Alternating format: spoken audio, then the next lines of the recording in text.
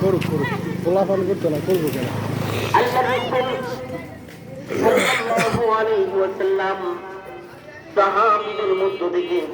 আইরে নয়সা এই ক্যামেরা অবস্থা কাকা সাহাবীরা পেরেশানিতে আছে। মদিনার মধ্যে যেহেতু আশেপাশের যতগুলো এলাকা ছিল, আশেপাশে যারা ছিল তারা ছিল ইয়াহুদি গোষ্ঠী, বনি কুরাইজা, বনি নজির। ইয়াহুদি মুসলমানদের শত্রু না বন্ধু, ইয়াহুদিরা মুসলমানদের শত্রু না বন্ধু। ভিডিও এডিট বলতে কি এডিট করে এটা ক্লিয়ার করতে না আমি জামার ছবি এডিট করে কিন্তু ভিডিও করতেই না করা যায়। মুসলমানদেরকে বলে দিলেন, ইয়া আইয়ুহাল্লাযীনা আমানু লা লাইভ বানাবো আমি তো আর ওই ব্লগার টকার না। তাগদিবাল্লাহু আলাইহি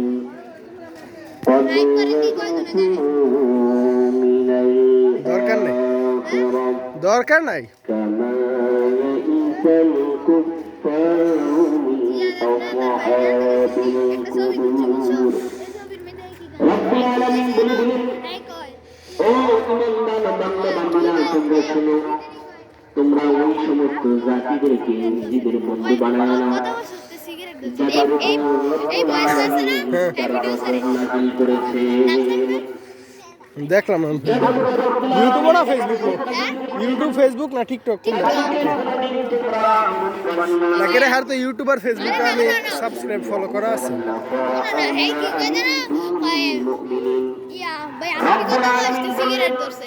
ও ইমানদার বান্দা-বান্দীরা, তোমরা কখনো ইহুদি এবং নাসারা যারা আছেন তাদেরকে নিজেদের বন্ধু বানায় না।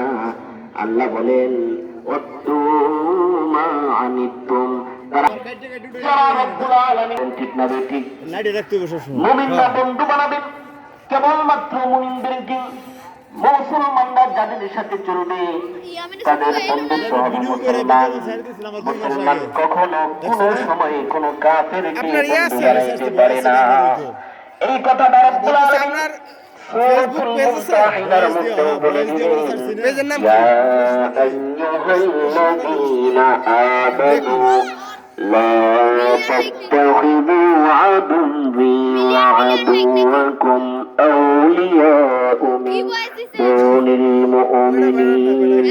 বেড়া বল আর আগে ভিডিও রব্বুল আলামিন বলে দিলেন, এখন ঠিক আছে কালারটা ঠিক আছে কালারটা তোমরা বন্ধু বানায় না আমার শত্রুদেরকে, যারা আমার শত্রু, যারা আমার শত্রু, তোমরা তাদের সাথে বন্ধুত্বের প্রয়োজন করো না, তাদেরকে তোমরা বন্ধু বানাইও না।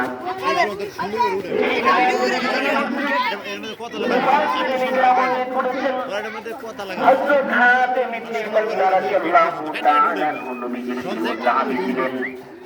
হযরত হাতিম ইবনে আবি বালতা রাদিয়াল্লাহু তাআলা মদিনায় থাকতেন, মক্কায় ওনার পরিবার পরিজন ছিলেন। হিজরত করেন নবীজি সাল্লাল্লাহু আলাইহি ওয়াসাল্লামের সাথে মদিনায় চলে এসেছেন। মক্কার মধ্যে ওনার পরিবার পরিজন যারা ছিল সবাই ছিলেন উপস্থিত। যেহেতু তিনি মক্কার আদিবাসী ছিলেন না, মক্কায় তিনি ছিলেন, বসবাস করতেন। পরিবার পরিজন যারা আছেন সবাইকে রেখে নবীজি সাল্লাল্লাহু আলাইহি ওয়াসাল্লামের কাছে চলে আসছেন।